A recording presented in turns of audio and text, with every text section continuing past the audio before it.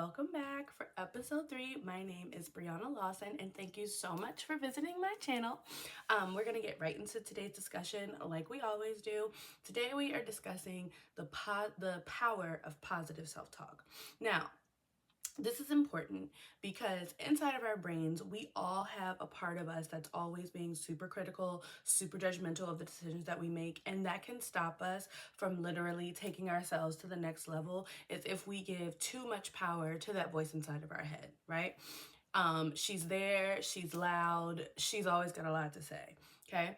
I have learned to name mine, okay? Her name is Bertha. I gave her a super ugly name, but Bertha is not ugly. Her body's tea. Her life has been everything that she's wanted it to be. She has always made the best decisions. She's never made a mistake. And she's always right there knocking, asking me what I got going on. Why am I doing this? Why am I doing that?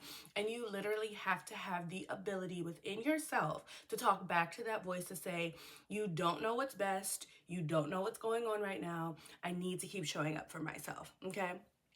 Anytime we set goals for ourselves, anytime you set a goal for yourself, you have to put yourself in a different mindset in order to achieve that goal. Because there are parts of you that can achieve it, but then there are parts of yourself that you're still working on. And those parts that you're working on can make it a little harder to get to the goal that you're trying to reach, okay?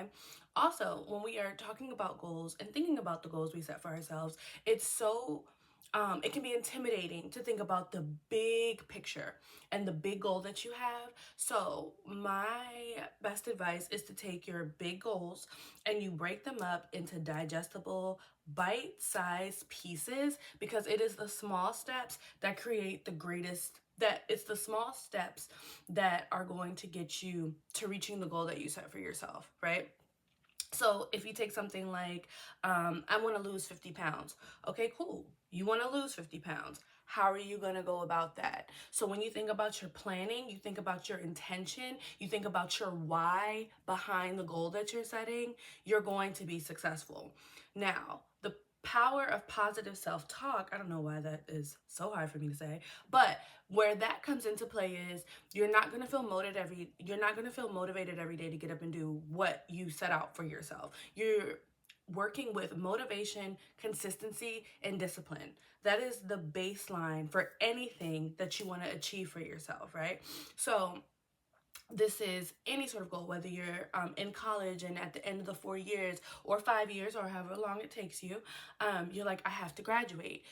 You graduate by doing the small steps leading up to your degree, which means going to class, turning in your assignments, getting good grades, showing up for yourself in that way. Same thing with weight loss. Same thing with any goal that you set for yourself. You have to think about your intention why, and that why is going to keep you motivated to keep getting back into what you're doing for yourself. It's not going to be because, you've visualized it and you've written it down and you've done all this magical stuff with it. But then when it comes time for you to show up, you can struggle in that area if you don't feel prepared, right?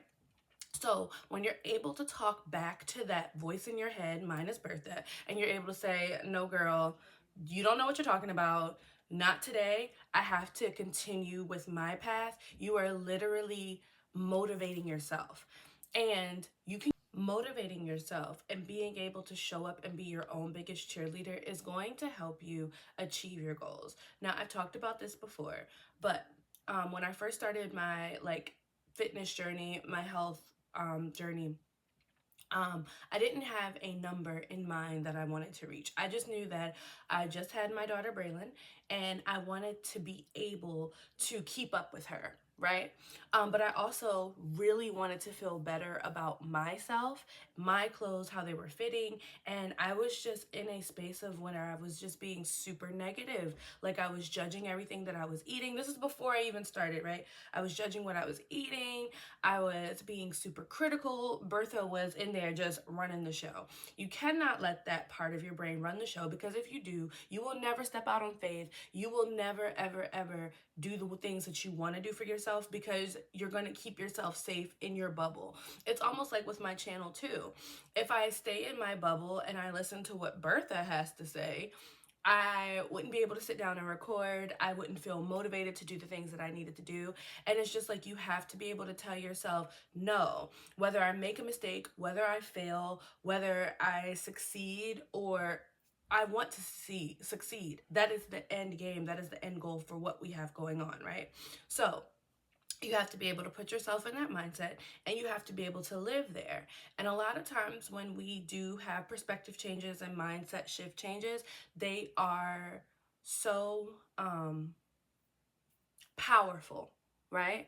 But you, until it becomes your actual like mindset, you're going to have to do a lot of positive self-talk to keep yourself in that space and to keep elevating, right? It's just like when we choose to walk away from a relationship that is not good for us. If we know that relationship is not good for us and we are honest with ourselves about that, you have to then decide what is more important to you. So when I was going through this, I had to have a conversation with myself. Like, this can go one of two ways. Like, you can choose to stay, you can choose to accept all of these things, you can choose to accept the fact that he loves you and he tells you that God brought you to him. But it's almost like you have to look at the reality of where you're sitting with that as well. And it's like, but if your actions are not aligned in that and you're not treating me that way, what are we doing here? So you have to be able to sit down with yourself and look at what you have going on and say, these are the places that I want to make changes in my life. And you take that and you break it down into small steps that are achievable so that you can get to your end goal. Whether that end goal is graduating school, whether that end goal is starting your own business, whether that's losing weight, or even in motherhood. Like, when you think about the type of mom that you want to be, your reasoning behind that is always going to keep you motivated to doing that, especially if you've been in the place where you've had to unlearn things that you were taught in order to teach the things to your children that you want them to learn. You have to be in constant conversation with yourself. And if you're always talking down to yourself, if you're always negative with yourself, you're not going to be able to progress. And that's not the way that it works. And a lot of times when we get trapped in that too, that sort of negative self-talk all day, we are striving for some sort of perfection. And perfection is not real. Perfection is a myth. It is not something that is actually achievable. And your end goal should never be to be perfect. Because if you're perfect, that means you have nowhere to grow from. That means you have nowhere to learn from. You always want to be able to learn. You always want to be able to, the only thing constant in life is change. So as soon as you get in your head that you need to lock in and sit on this roller coaster ride, no matter what's going on, you're going to be able to do that. Is it easy to do every day? No. But when you have a foundational reason as to why you are doing the things that you are doing, everything will start to click, everything will align, and everything will make sense. And if you don't get to that point, then that forces you to reassess what your goal is, what your intention why is, and then that negative voice is not driving your decision. You don't need negativity to get you where you need to go. You need to be able to empower yourself. You need to surround your people. You need to be able to surround yourself with people that can also do that for you too. But when those people are gone and the lights are down and you're in your room by yourself, that is who you have. You have yourself. And you have to be your own best friend. You cannot be good at anything you have going on if you are constantly demeaning yourself. And it's just like, if you put yourself in the mindset of, well, would I say that to my best friend? And you're talking about yourself, most of the time it's like, no, I would never say these things to her because I don't feel this way about her. And it's just like, that's the level that you need to show up for yourself on. You have to love yourself through everything. You have to be able to forgive yourself for certain decisions that you made, because we are operating here for the first time. So we don't have the answers to everything, and we certainly don't do everything right the first time around. But if you're able to forgive yourself, if you're able to if you're able to silence that negative voice in your head that's telling you you're not good enough, you're not smart enough, you're not pretty enough, you're not this enough, you're not that enough, you will be able to do what you need to do. And a lot of times that negative voice that we have in our head is literally a culmination of all the negative thoughts that you have heard about yourself throughout your entire lifetime, and it's living. And You don't need it as a driving factor. You have to believe in yourself more. You have to know that you are the program. You're not of the program, you are the program, right? There's another example. I today am at like 455 days where I have not drank alcohol. I'm sober from alcohol. Why am I sober from alcohol? Because I realized that I was an alcoholic and my relationship with alcohol was super toxic and I needed it out of my life. It doesn't have any place here. But the fact that I'm able to own it and I'm able to say it in the manner in which I say it, that keeps me sober, because it is so easy for my brain to be like, oh, we would really love a glass of wine. We have had a hard day, or we've had a great day, or we've had like whatever sort of day I've had. It's so easy for me to want to turn into that. And I know that my brain, my body cannot handle that anymore. I started drinking at 18. I stopped drinking at 33. Okay. Now I'm 35. And I never knew that it was something that I could do, but I had to believe in myself. Also, when you believe in yourself, you take these conversations directly to God too. Now, I am spiritual. I'm not going to tell you, my whole thing is like the God of your understanding. But how I look at that too is like there's a God inside of you, or a goddess. Okay, so when you tap into that energy, you also take things to God that are physically too much for you to handle. And then this is where we start to release control over things that we don't really have control over in the first place. Because that negative voice in your head is also telling you that you have control over the outcome. And I will be the first to tell you, you don't have control over the outcome. You have control over yourself. You have control over the energy that you put out. You have control over your own thoughts and how you move during the day. You don't control anything else. You might be able to put the program together. You might be able to put the routine together. But at the end of the day, it's what you put into it. You don't control other people. You don't control the energy that other people have with you.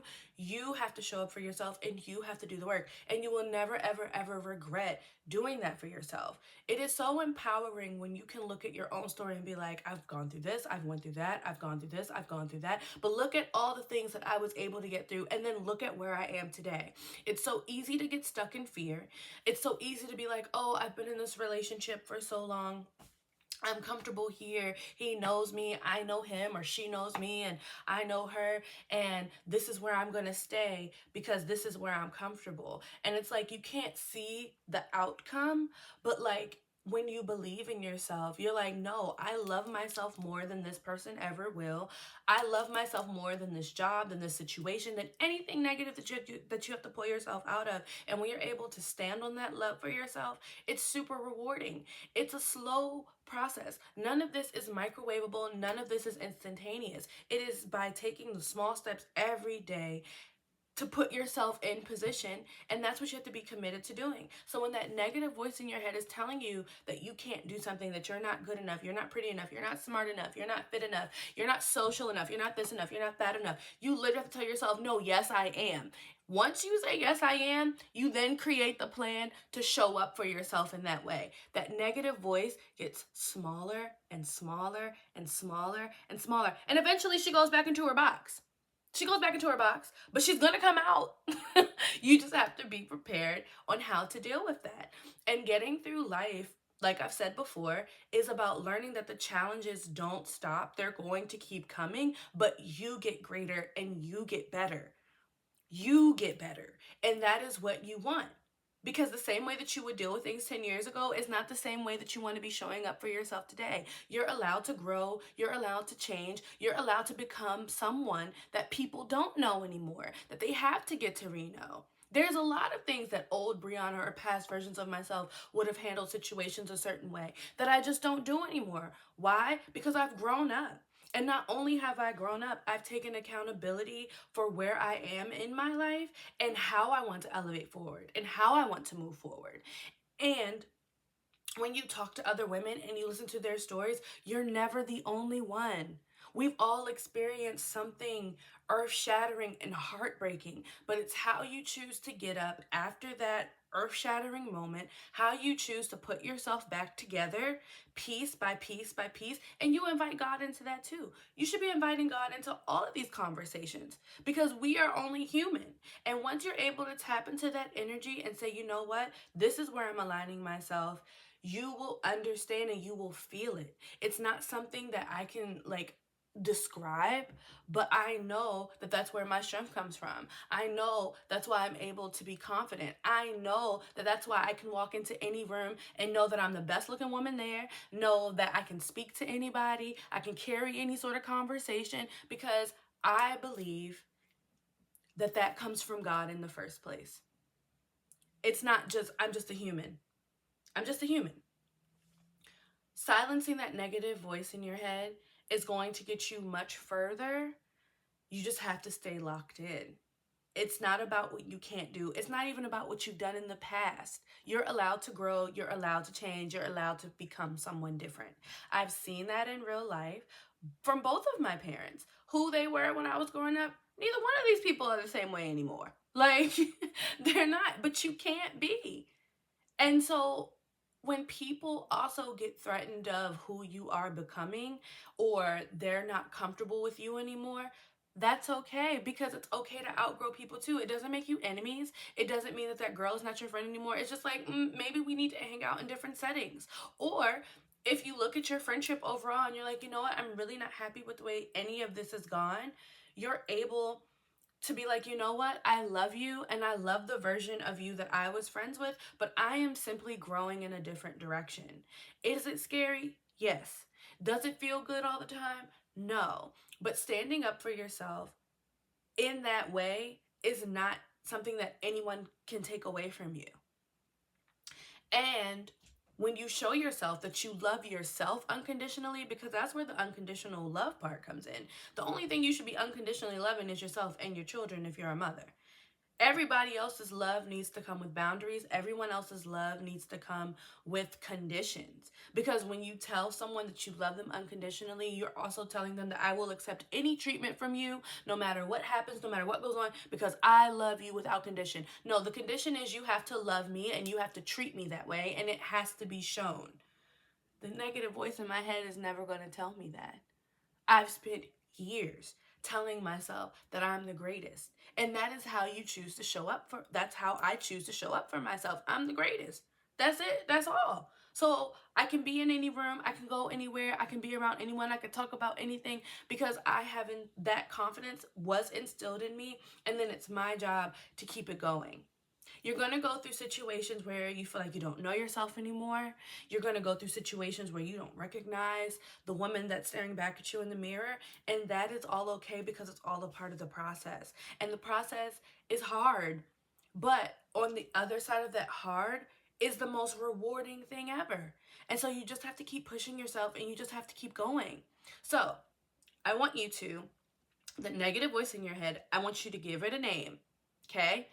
Give her characteristics, and then treat that like a person that you would talk back to if they when she starts to rear her ugly head. You can do it. And then you put yourself in a different mindset. So it's like, okay, I'm going to lose this weight. Okay, what are you going to do to lose the weight? Where are you working out? How does your eating look? Are you eating clean? Are you drinking enough water? Are you taking vitamins? And like, how are you showing up for yourself in this way to create this long-lasting change that you want to see? Because a lot of times the changes that we want to see made in our life, they take time. And the time can be agonizing. But then you start to look in the mirror, you start to recognize yourself again, you see the good habits that you put into yourself, you see the way that you continue to show up for yourself, you see the way that you continue to put yourself first. And if you're putting yourself first, you're never going to regret that.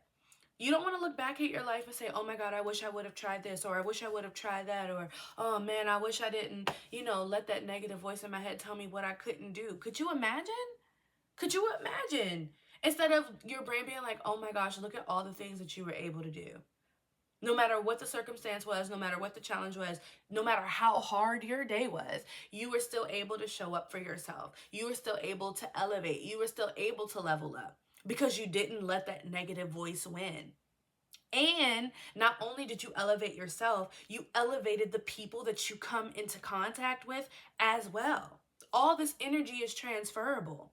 So if I'm able to look at myself, be honest with myself, and make my plan, set my intention, and do what I need to do, that's going to inspire the people around you too. It may not look like it at first, but it is going to start working on them. And that's great to see, but that's also not where your motivation lies. You do it for yourself. You do it for yourself. So give that negative person in your brain a name, talk to them, and then you tell them that they do not lead the show. They are not making the decisions. We are not making decisions based out of fear. We are not making decisions based out of comfortability. We are stepping out of our comfort zones to get to the greatest possible outcome on the other side. If you have enjoyed this video, please leave a comment down below, and you can share your own journey with negative self-talk and how you're able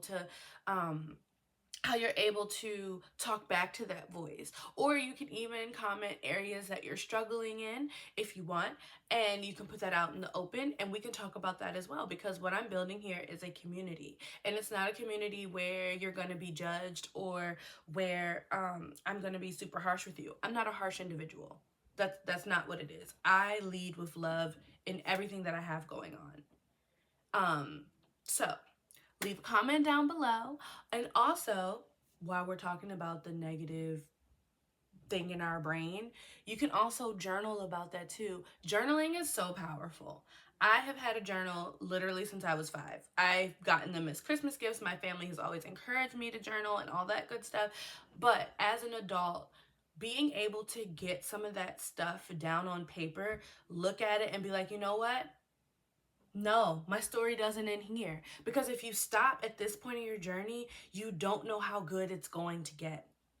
So you pray for that. You pray for yourself. You pray over yourself. You tell God your plans. And you talk back to that negative voice in your head, because she really has no place at the table. And I'm saying she because we all know Bertha. I just introduced y'all to her. I'm sure she'll love that.